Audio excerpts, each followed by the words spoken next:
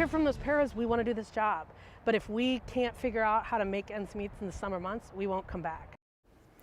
That's the theme of this next story. Over the last few years, we've talked about those workers, paraprofessionals like bus drivers, the people that work in the cafeteria. They're the backbone of our schools, and they're leaving. And as they do so, they leave many jobs open. So why are they departing? Well, the big reason is stability, as that woman said. But now Minnesota is the first state with a new law aiming to address this. It would give hourly school workers access to something most other workers already have access to: unemployment. Here's Jennifer Hoff. The Senate is now adjourned. As another legislative session ends, the new policies in place are just beginning. Very proud. Yeah. That for Representative Emma Greenman includes allowing hourly school workers access to unemployment insurance if they can't find temporary work in the summer. People have been working to end this exclusion for decades. And so we're just doing it now, but I think that it's been long overdue.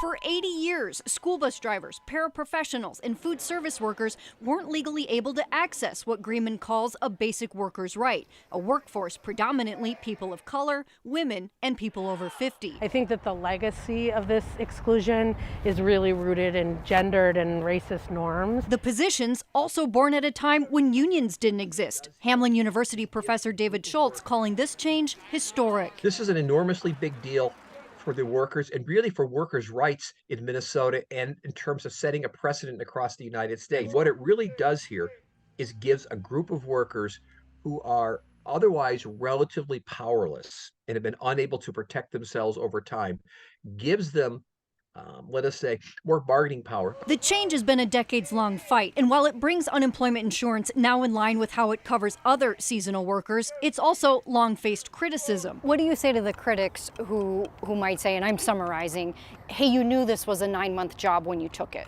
It's actually not the way that our economy and our job market should run. But what we know is that we want these folks to come back. They've left for other jobs, especially in this environment. The law gives workers a safety net and a reason to return to work when staffing shortages are plaguing these professions. At one point, the state's largest district was down some 75 paraprofessionals. First Student Bus Company needed 200 drivers. And when food service workers in Hastings went on strike fighting for higher wages, sometimes students served lunch instead. This is really about that economic security to make sure you can pay your bills and feed your families if you know that job falls through or if you don't get those hours. The law starts by setting aside $135 million to pay for these benefits that begin already this summer, that up to about 70,000 people may qualify for, but Greenman expects only about 30% will apply, that you still have to qualify for, in part by actively looking for other employment.